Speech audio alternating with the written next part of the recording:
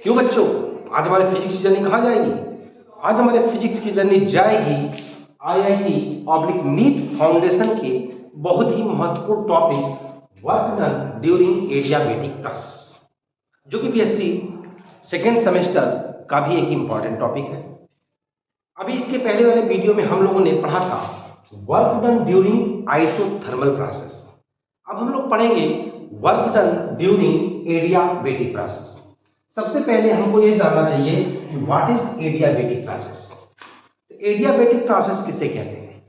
तो adiabatic process उसे कहते हैं जिसमें न तो किसी सिस्टम को हीट लेने की इजाजत होती है और न ही हीट देने की इजाजत होती है। इसका मतलब कि neither the system take heat और नॉट लीव द सिस्टम। इसका मतलब कि सिस्टम न तो हीट लेगा और न ही हीट देगा। तो ऐसे प्रोसेस को कहते हैं हम एडियाबेटिक प्रोसेस। जैसे अब मैं समझा दूं कि work done during adiabatic process निकालेंगे कैसे। जैसे हमने कह दिया कि आपके पास मान लो कोई सिलेंडर है, क्लियर, एक सिलेंडर है आपके पास। ये सिलेंडर मान लो थोड़ा सा अच्छे मान है ऐसे, थोड़ा सा सिलेंडर आपका थोड़ा सा ये, चलो ऐसे बना, एक सिलेंडर है और इसमें आपके पास कोई पिस्टन लगा हुआ है। ऐसे पिस्टन ऐसा है जो मूवेबल है और ये जो सिलेंडर है, ये जो सिलेंडर की वॉल है ये कैसी है? इंसुलेटिंग है। इंसुलेटिंग है। इसका बॉटम कैसा है? इंसुलेटिंग है। मानिए कहने का मतलब है कि ये चारों तरफ से इंसुलेटिंग है, यानी कि न तो हीट लेगा और न ही हीट देगा। और इसमें कोई गैस भरी हुई है एट रूम टेम्परेचर और प्रेशर पर, अब एटमॉस्फेरिक प्रेशर पर। अब अगर इसमें न तो गैस न तो ये हीट लेगा और न ही हीट देगा, तो ऐसे प्रोसेस को हम कहेंगे एडियाबेटिक प्रोसेस। अब वर्क डन कैसे होगा? सीधी बात है कि जब कोई चेंज होगा तब तो वर्क डन होगा, अगर कोई चेंज नहीं होगा तो वर्क डन कैसे होगा? अब चेंज कैसे हो सकता है? दो प्रक्रिया हो सकती है, दो प्रोसेस हो सकता है। कैसे हो सकता है कि हम इसके ऊपर आपके पास कुछ वेट रख दें। अगर हमने इस पर कुछ वेट रख दिया, इसका मतलब कि गैस कॉम्प्रेस हो गई। गैस क्या होगी? दब गई। गैस दबेगी और जब ये दबेगी तो work done on the gas. तो वर्क कहां होगा? On the gas. दबेगा ना, ऑन द गैस। और यहां पर जब ये गैस दबेगी तो सीधी बात है इसकी इंटरनल एनर्जी क्या होगी? इंक्रीज होगी। क्या होगी? इंटरनल एनर्जी इंक्रीज होगी। इंटरनल एनर्जी इंक्रीज होने होगी, लेकिन आपको मालूम है कि इंटरनल इंक्रीज होगी तो टेम्परेचर भी बढ़ेगा। लेकिन टेम्परेचर बढ़ देगा तो, लेकिन हीट जो है बाहर नहीं जा सकता। हीट कहीं से भी बाहर नहीं जा सकता। इसका मतलब इसकी इंटरनल एनर्जी क्या होगी? इंक्रीज होगी। अच्छा, सेकेंड ऑप्शन क्या हो सकता है इसका? हो सकता है ये कि हम यहां से वेट हटा दें। वेट हम यहां से क्या करें? हटा दें और गैस को एक्सपेंड करें। गैस क्या करे? फैले। तो गैस जब फैलेगी तो work done by the system. Work done by the system. ऐसी दिशा में क्या होगा? आपकी इंटरनल एनर्जी पहले जो डिक्रीज हो रही थी, अब वही जब एक्सपेंड करोगे, ये कब था? जब कॉम्प्रेस कर रहे थे, और जब एक्सपेंड करोगे तो इंटरनल एनर्जी क्या होगी? इंक्रीज होगी। इसका मतलब आपने क्या समझा? इसका मतलब साफ है कि अगर आप किसी सिलेंडर में कोई गैस रखते हो और जब आप उसको कॉम्प्रेस करते हो, यानी work done on the system करते हो, तो गैस की इंटरनल एनर्जी बढ़ जाती है, उसका टेम्परेचर राइज हो जाता है, क्योंकि हीट बाहर नहीं जा सकता। सेकेंड कंडीशन क्या है कि जब गैस अलाउड टू एक्सपैंड, जब आप गैस को एक्सपैंड करते हो तो gas work done by the gas होता है। जब work done by the gas होता है तो इस समय इसकी इंटरनल एनर्जी क्या होती है? घट जाती है, क्योंकि वर्क होता है। इंटरनल एनर्जी कम हो जाती है और इंटरनल जब डिक्रीज करेगी तो आपका टेम्परेचर भी क्या होगा? घटेगा। अब हम बताते हैं आगे आते हैं। आपने देखा कि चाहे इसको कॉम्प्रेस करो चाहे एक्सपैंड करो, दोनों ही कंडीशन में इंटरनल एनर्जी में चेंज हो रहा है। इंटरनल एनर्जी चेंज होने से टेम्परेचर में चेंज हो रहा है, लेकिन हम कहीं से भी न तो हीट दे रहे हैं और न हीट ले रहे हैं। तो ऐसे प्रोसेस को करते हैं हम एडियाबेटिक प्रोसेस। अब हम work done during adiabatic process में से दोनों में से कोई एक कंडीशन मान लेते हैं। चलो मान लिया कि हमने एक परफेक्ट गैस, हमने एक गैस को क्या किया? एक सिलेंडर में रख दिया और उसको अलाउड टू एक्सपेंड, हमने क्या किया? एक्सपेंड कर दिया। एक्सपेंड करने का मतलब क्या हुआ? एक्सपेंड करने का मतलब हुआ कि उसका टेम्परेचर जो है वो क्या होगा, फॉल्स होगा। अब हम उसका अगर ग्राफ बनाना चाहें तो कैसे बनाएंगे?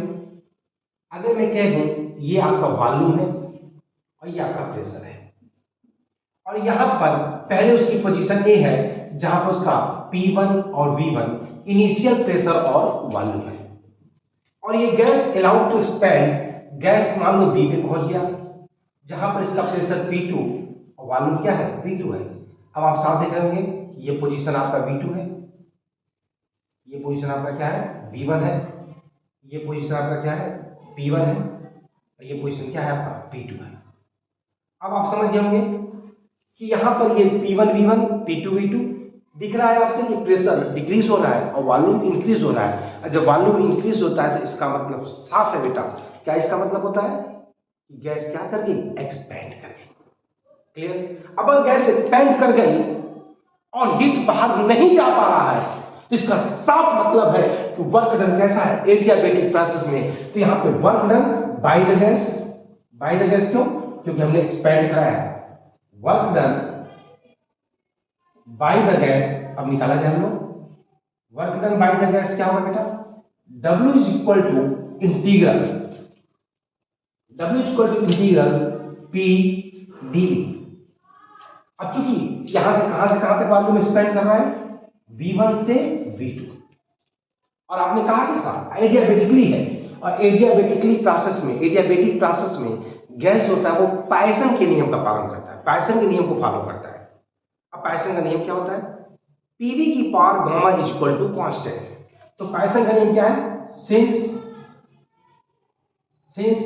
द प्रोसेस इज एडियाबेटिक, तो आप समझ गए होंगे पीवी की power gamma is equal to K, PV की power gamma is equal to K, ये पायसन का रूल होता है।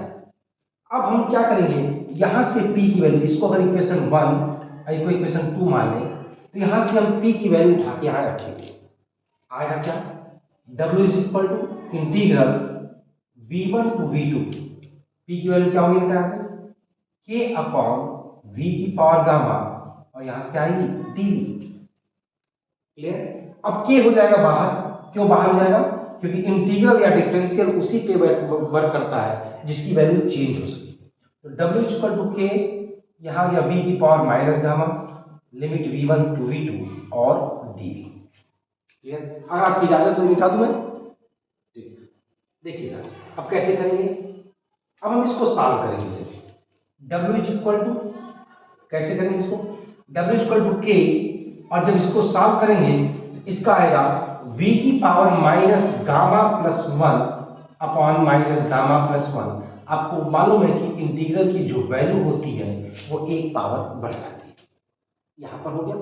अब हम कैसे हल करेंगे इसको, W इक्वल टू के, अब यहाँ पे काम करते हैं कि माइनस गामा प्लस 1 हम कर देते हैं बाहर, और एक बार रखेंगे अपर लिमिट, एक बार रखेंगे लोअर लिमिट। आप ऐसा पढ़ चुके हैं कहां पर, integral, upper limit minus lower limit.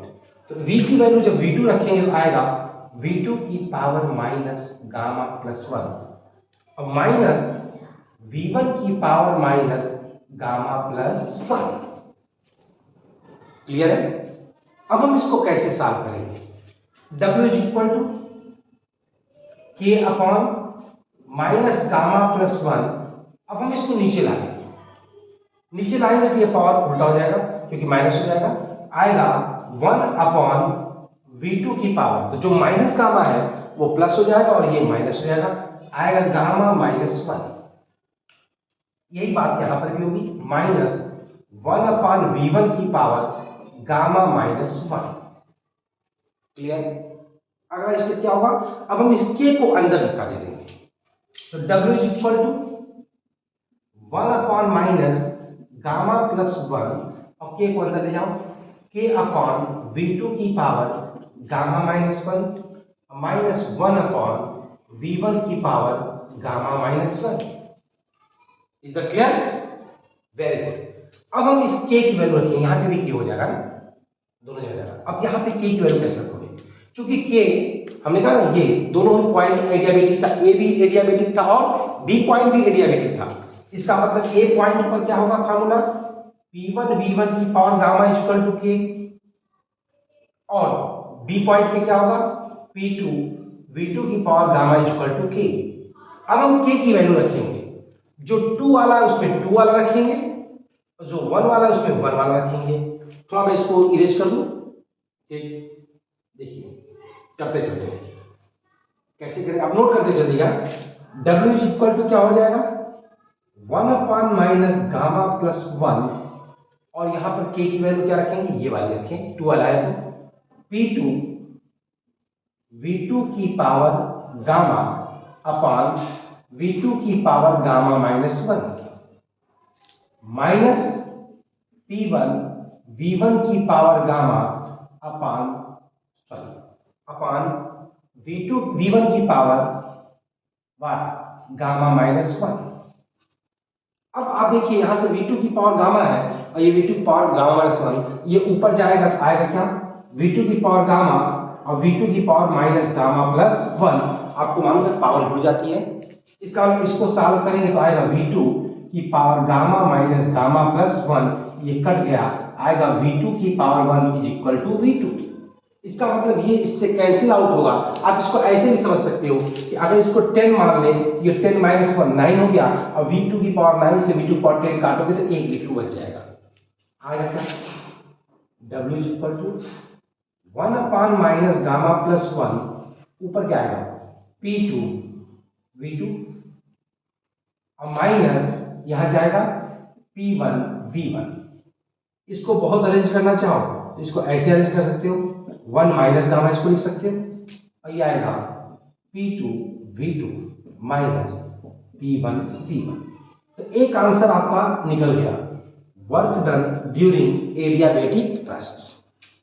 और यहां पर एक बात और हो सकता है, मुझे टेम्परेचर के में पूछा जाए टेम्परेचर में कैसे निकलेगा, तो कैसे टेम्परेचर में निकलेगा आप बताइए।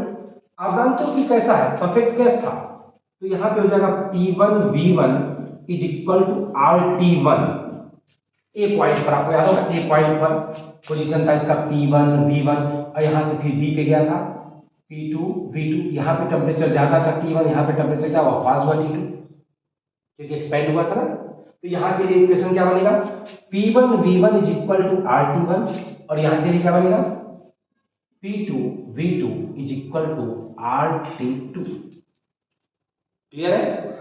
अब हम ये वैल्यू उठा के आते हैं, W is equal to 1 upon 1 minus gamma, और इसको क्या लिखेंगे RT1 माइनस RT2। यहां से R को बाहर कर लें, W is equal to R upon 1 minus gamma bracket में T1 माइनस T2। ये भी एक फॉर्मूला हो गया, work done during adiabatic process. ये आपका प्रेशर वॉल्यूम में है के टर्म्स में, और ये आपका टेम्परेचर के टर्म्स में। तो उम्मीद है समझ में आया होगा। एक बार मैं फिर से बताता हूं, देखिए करना क्या है। हमने कहा work done during adiabatic process. Adiabatic process माने क्या, कि कोई सिस्टम है न तो ये हीट लेगा न तो हीट देगा, न ही लेगा और न ही देगा, तो ऐसा प्रोसेस कौन होगा, एडियाबेटिक।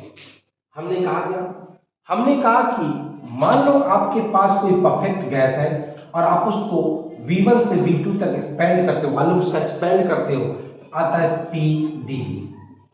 आप PdV में क्या करते हो, PV की power gamma equal to K से P की वैल्यू रख देते हो।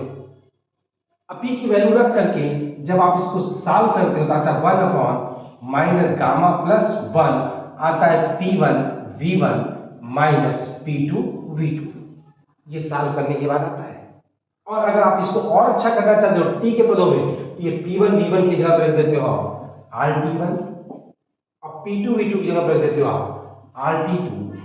इसके बाद आप R को कर देते हो बाहर, ये R जैसे ही आपका बाहर आता है इक्वेशन हो जाता है R upon minus gamma plus 1 T1 minus T2। तो अभी आपने क्या पढ़ा, work done during adiabatic process. तो इस प्रकार से हमने दोनों कंप्लीट कर दिया, work done during isothermal process. अब हम लोगों ने पढ़ा work done during adiabatic process. इसके पहले वाले वीडियो में था आइसोथर्मल प्रोसेस, अब हम लोगों ने पढ़ा work done during adiabatic process. Clear, उम्मीद है समझ में आया होगा।